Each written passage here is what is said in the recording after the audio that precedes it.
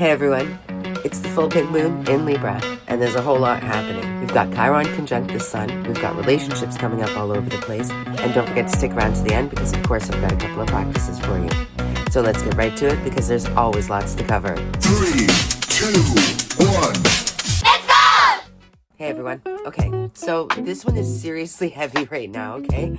I've got some notes so we don't miss anything. Let's keep it nice and simple and get right to the big points. First off, full moon. What does full moon mean? We know that full moon is letting go. But you need to be honest with yourself with respect to what has come to an end here and needs to be let go of and is just not going to be coming forward with us. We've been discussing this in the last couple of weeks and even back as far as March even, and before that, about what we're shifting away from and what we're shifting into. This is that culmination. We are coming to that release point right now. So with the full moon being in Libra, Libra is all about relationships. Now this doesn't just mean romantic relationships. This can be friendships, this can be work relationships. It's all about the relationships right now. So what have you learned about your relationships and about how you show up in relationships to other people? How you show up for yourself as well. You have a relationship with self too. You notice right now we've got feelings and intuitions probably coming back online as well as our pleasures. But again, we are at a release point right now. We're really being asked to set ourselves free from these things that don't serve us. And a lot of things that are also coming up for a lot of people in the collective is karmics right now. Remember, we're still coming out of eclipse season and Mercury's just gone direct. So there's a shifting period as well. Now Venus is also coming into play. So don't forget to start saving your pennies for right now. And I think it actually might be conjunct Saturn, which is constricting, tightening, and testing. And we know we are being tested big time. Now Chiron is also conjunct the sun, Chiron being the wounded healer. Mars is also in Cancer, bringing up that emotional reactive side. Now Venus is conjunct Saturn, and Saturn brings up karma, truth, tests, especially in relationships right now. And here's the thing is we've been asking for more in our relationships. We want deeper connections. We want more soul-fulfilling and truthful relationships. We want to be able to be vulnerable and completely honest. And that's exactly what we're going into if you've done the work. That full moon is illuminating our toxic patterns, and I mean ours. We're calling each other out here, calling myself out too. What toxic patterns have you held on to or used? What old patterns, what feminine patterns, what sexual patterns? Is there a way that you've used sexual energy to manipulate others? These all have to do with our relationships. That full moon is illuminating all of these things, and we're being told if you don't drop it, and stop it. Stop disrespecting self and the self-sacrifice. It's going to become so incredibly hard and painful that you're going to have no choice but to. The universe will force it upon you. These things are being illuminated for our highest good.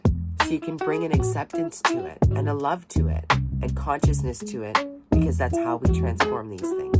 Remember, we're here to learn. So truth bomb yourself. Tap into your feminine side too. Just because you might not be female in this lifetime doesn't mean you can't tap into your feminine side. So tap into that feminine side. Tap into that love side. Chiron does us a favor by bringing up these wounds. When we heal from them, it can bring in the biggest gifts and biggest transformations and biggest connection. So while there might be a lot of chaos and discord going around right now, don't buy into it. Don't buy into the hype. But also, don't buy into your own hype. Cut the crap, make the necessary changes. So let's get into the practices. I've got 2 practices, and then stick around to the very end. I've got some things just to be aware of over the next couple of weeks. So first, we are at full moon, and this one is asking us to drop the crap. So really, really get deep into it. Where do you disempower yourself? Do you disempower others to empower yourself? Do you withhold things like even love or giving of things so that you feel more empowered? Do you use power dynamics? Are you the damsel in distress? Are you the captain saver? Right? These are toxic roles that we can play sometimes. And again, none of this is with judgment. This is just what we're here to learn. And that's okay. But it's time to learn it. And if you don't choose to learn it, the universe will choose for you. So practice number 1 is going to be about dropping that crap, about getting deep down. Do a journal session with these questions that we're talking about.